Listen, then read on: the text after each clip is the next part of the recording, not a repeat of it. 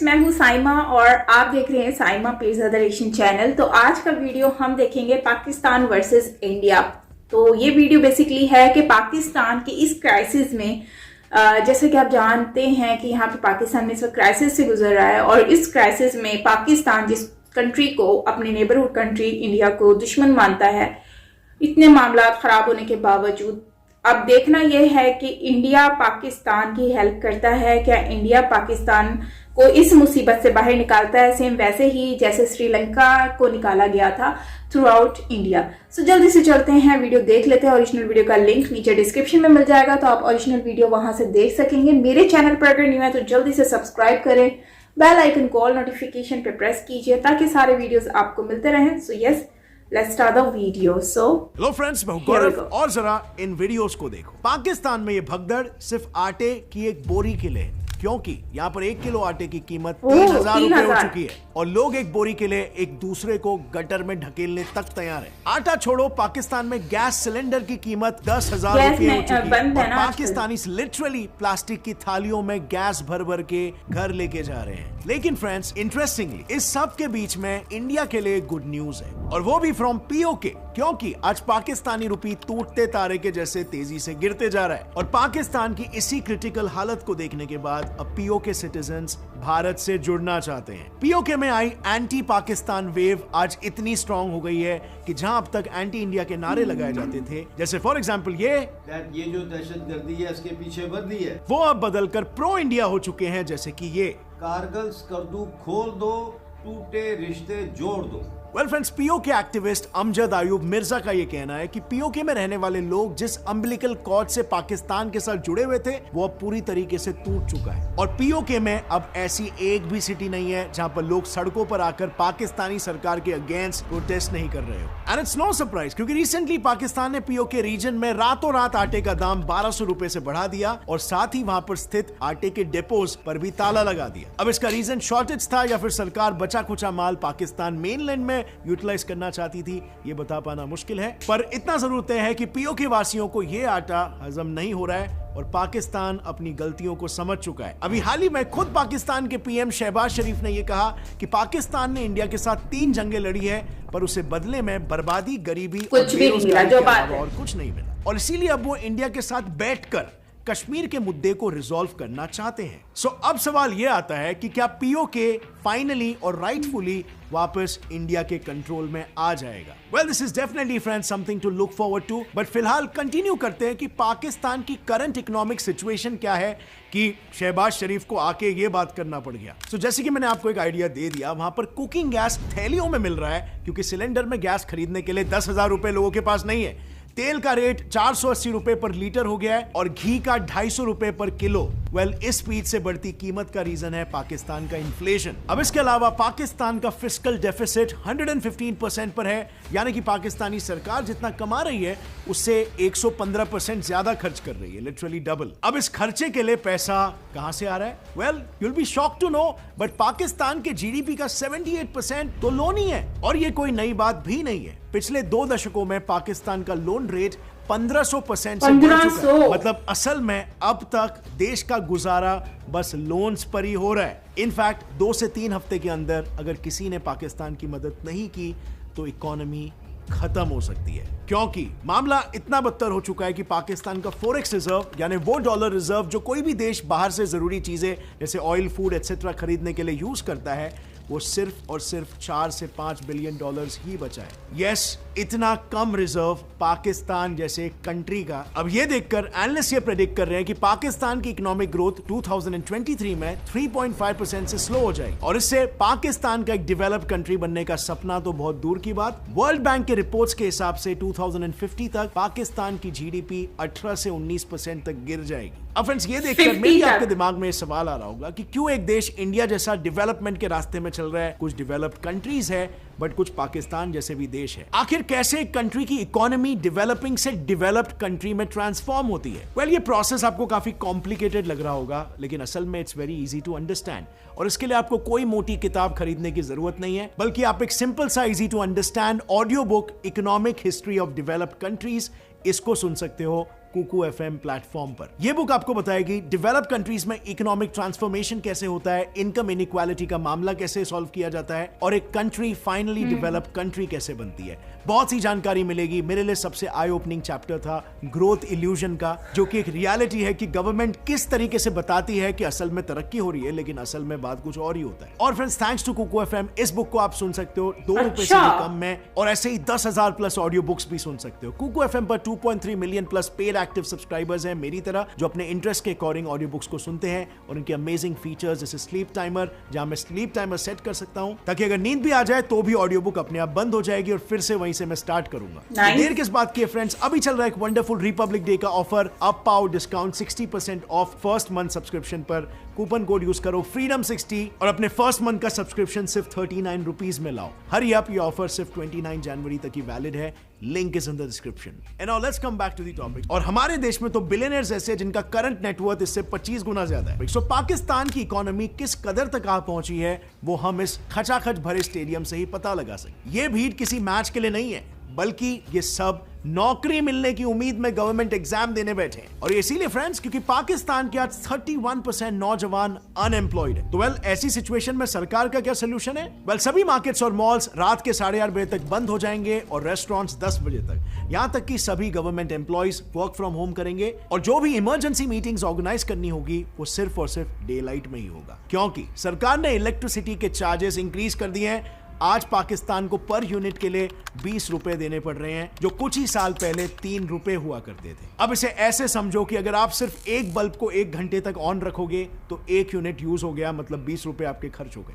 अभी हालत इतनी खराब हो चुकी है ना कि अगर आप अपने घर के सारे लाइट्स को बस 1 दिन के लिए भी ऑन रखोगे ना तो आपका बिल आएगा 10,000 से 30,000 रुपए एक दिन का। इनफैक्ट कुछ रिपोर्ट्स के मुताबिक पाकिस्तानी सरकार ने पैसों के लिए अपने यूएस में मौजूद पाकिस्तानी एम्बेसी को भी ऑन सेल हाँ, और सिर्फ इतना ही नहीं, पाकिस्तानी सरकार ने तो ऑयल और गैस के प्राइसेस भी 75% तक बढ़ा दिए, जिसके बाद वहां कुछ ऐसी हालत हुई। और जब इस सिचुएशन को कंट्रोल में लाने के लिए खाने पर सब्सिडी दी गई तो सिचुएशन सुधरने के बजाय बद से बदतर हो गई। ये देखो, एक बोरी आटे के पीछे खैबर में लोग इतने पागल हो गए हैं कि एक दूसरे को गटर में तक धकेल दे रहे हैं। इनफैक्ट ऐसी भागदौड़ में कई लोगों ने अपनी जानें भी गंवाई है, जैसे कि ये 45 इयर्स के खैबर रेसिडेंट। पाकिस्तान में बेसिक चीजों की कमी की वजह से जनता में गुस्सा इतना बढ़ गया कि रिसेंटली उन्होंने खाने के ट्रक पर ही अटैक कर दिया। लेकिन जैसे तैसे करके उस ट्रक के ड्राइवर ने असिस्टेंट कमिश्नर्स के ऑफिस में शरण ली और अपनी जान बचाई। और चाय का इंपोर्ट बिल कम करने के लिए तो एक मिनिस्टर ने लोगों को चाय पीने से ही मना कर दिया। मिनिस्टर्स के हिसाब से अगर पाकिस्तान को डूबने से बचाना है तो ये सब करना ही पड़ेगा मजबूरन।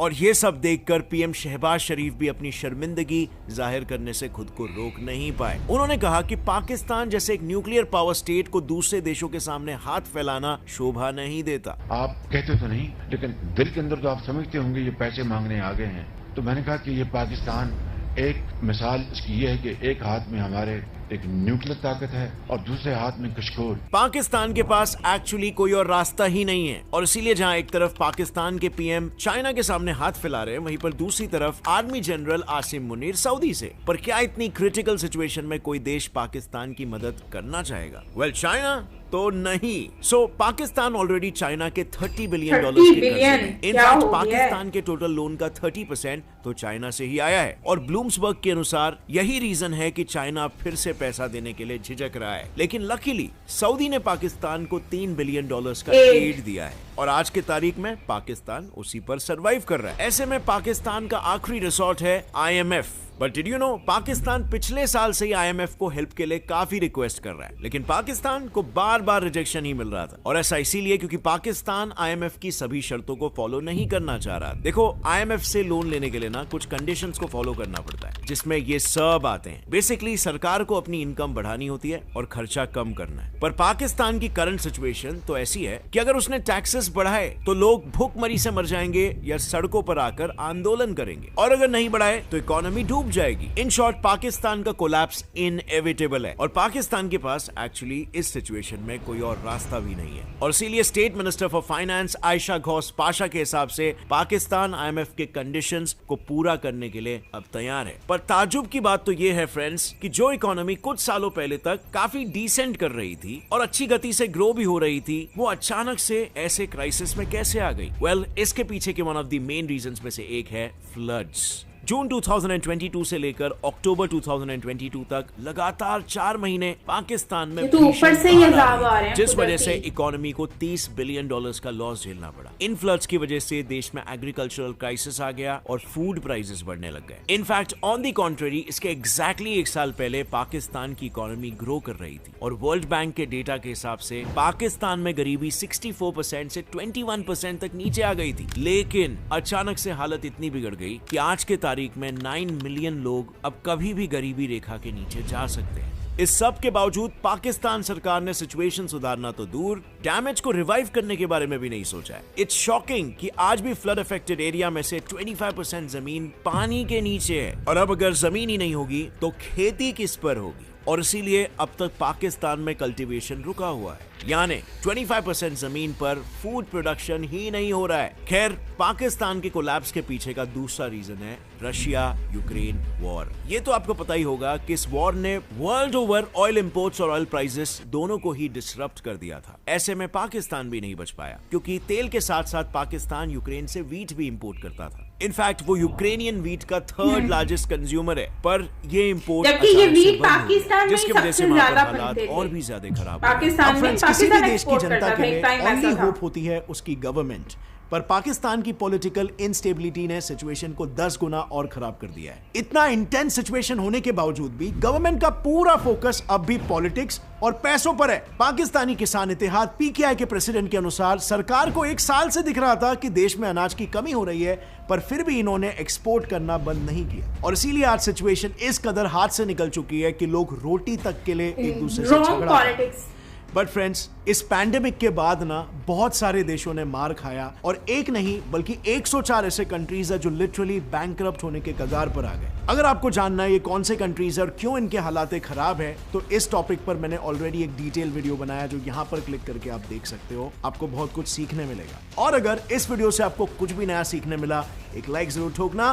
गेट्स इट फ्लाई फैक्ट चैनल को भी सब्सक्राइब कर लो और बेल नोटिफिकेशन दबाओ ताकि आगे आने वाली हमारी कोई भी वीडियो की अपडेट आप मिस ना कर सको। और फ्रेंड्स, जाने से पहले कुकू एफएम ऐप को इंस्टॉल करना मत भूलना। बस यूज करो मेरा कूपन कोड क्राइसिस से गुजर रहा है और पॉलिटिक्स को अपनी पॉलिटिक्स चिमकानी है और पैसा कमाना है। एक गंदम वीट ऐसी चीज है जो पाकिस्तान में इतनी ज्यादा मिकदार में होती है कि एक्सपोर्ट करते हैं ये लोग। आज वही डबल प्राइसेस में 3-4 गुना ज्यादा ये गंदम महंगी खरीद रहे हैं पाकिस्तान में। और पाकिस्तान की ये हालत हो गई है कि आज ये रॉन्ग पॉलिटिक्स है ना, इनको दिमाग से काम इन्होंने कुछ किया नहीं। आज पाकिस्तान की कंडीशन आप देख लेंगे क्या हो चुकी है। उसके साथ साथ आप देखें पाकिस्तान में जो है वो लोन सऊदीया ने तो ऐड दे दिया, चलो उनकी मेहरबानी है, इन पे बहुत बड़ी मेहरबानी है जो डूबती हुई नैया को पार लगाया। बट IMF जाहिर सी बात है उनकी शर्तें पूरी नहीं करेंगे तो IMF भी इनको पैसे नहीं देगा। खैर, अभी इस IMF पे भी न्यूज आ रही है, पता नहीं कितनी एक्यूरेट है, 2000 जो है वो शायद कुछ करके अमाउंट है जो कि मांगे हैं IMF से, बट आई डोंट नो कि IMF प्रूव करती है कि नहीं। बट जो है वो इंडिया इस क्राइसिस में भारत पाकिस्तान की हेल्प करता है कि नहीं ये देखना है, क्योंकि भारत अगर हेल्प करेगा तो यकीनन काफी हद तक फायदा हो सकता है। फूड के अकॉर्डिंगली भी हो सकता है, वीट हो गया और भी बहुत सारी चीजें। सो आई होप कि भारत इसमें हेल्प करे पाकिस्तान की। अच्छा, पाकिस्तान की इकोनॉमी देखो, पहले कहते हैं कि अचानक से ऊपर बढ़ रही थी, मतलब कि ऐसे जा रही थी जैसे जहाज आसमान पे जाता है, लेकिन अचानक से वो ऐसे नीचे गिरी जैसे जहाज गिरता है जमीन पे। तो अफसोस इस बात का है कि ये कुदरती ऐसा हो रहा है। आप देखें ना, निजाम ऐसा बना है कि ये सिचुएशन देखो किसी पे भी आ सकती है। पहली बात तो हम ये नहीं कह सकते कि ये सिर्फ पाकिस्तान के ऊपर हुआ है, ये किसी के ऊपर भी हो सकता है। फ्लड किसी के पास भी आ सकता है, कुछ भी हो सकता है, कुछ पता नहीं है।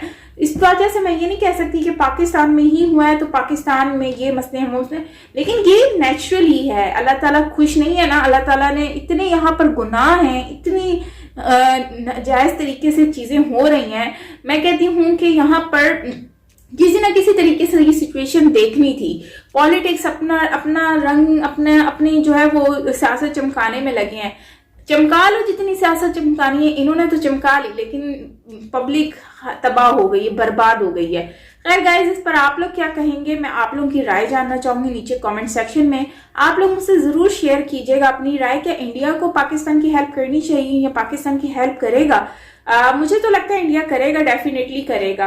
और बाकी रही जो उसकी बात, कश्मीर की बात, तो हाँ लोग प्रोटेस्ट कर रहे हैं, क्योंकि जाहिर सी बात है पहले वो इंडिया के अगेंस्ट बात करते थे, लेकिन अब पाकिस्तान के अगेंस्ट ही शुरू हो गए हैं। क्योंकि जाहिर सी बात है, देखो महंगाई में जब लोगों को पेट को देखना हो ना, तो फिर वो पेट को ही देखते हैं। जब पेट में आवाजें आना शुरू हो जाए ना, फिर लोग फिर ये नहीं देखते कि आगे कौन है वो कौन है, बस फिर भूखमरी में ना लोग अब कुछ भी करने को तैयार हो जाते हैं। और फिर अब जाहिर बात है उनको फिर नजर आ रहा है कि पॉलिटिक्स का सारा मसला है, तो उन्होंने जो है वो इस बात पर एक्शन लिया और फिर प्रोटेस्ट करना स्टार्ट कर दिया है। बाकी ओवरऑल एक और बात मैं कहना चाहूंगी कि हमारे यहाँ पर जो स्टेडियम में लोग बैठे हुए थे, तो वो लोग जो है वो बेसिकली, जाहिर बात है गवर्नमेंट की जॉब आती है तो बहुत सारी क्वांटिटी में लोग अप्लाई करते हैं, तो ये इतनी बड़ी बात नहीं है कि वहां पर अनएम्प्लॉयमेंट की वजह से लोगों ने जो आए हुए हैं।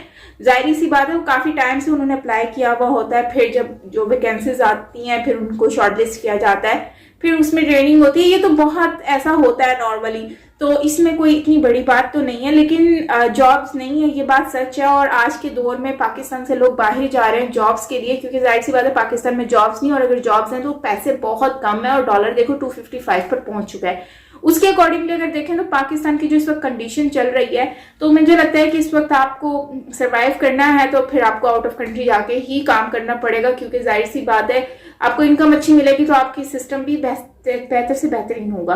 तो गाइस इस पर आप लोग क्या कहेंगे, कमेंट सेक्शन में अपनी राय जरूर दीजिएगा। बाकी ओवरऑल हालत बहुत खराब है, जिस तरह से वो नाले के अंदर उसने बंदे को गिरा दिया, वो तो जानबूझ के मुझे लग रहा है उसने गिराया, उसने धक्का जानबूझ के दिया उसको, लेकिन गलत बात है, ऐसे नहीं करना चाहिए। जहां पर फिर किल्लत होगी ना, किसी चीज की कमी होती है, वहां पर फिर ये सारी चीजें आपको देखने को मिलती हैं। बट उम्मीद करती हूँ कि जल्द से जल्द ये मामला हल हो जाए, क्योंकि गरीब आवाम इस चक्की में जो है ना पिस रही है बहुत अच्छे से। सो गाइज मिलते हैं नेक्स्ट वीडियो के साथ, अपना बहुत सारा ख्याल रखिएगा। Lots of love, till then take care, bye bye.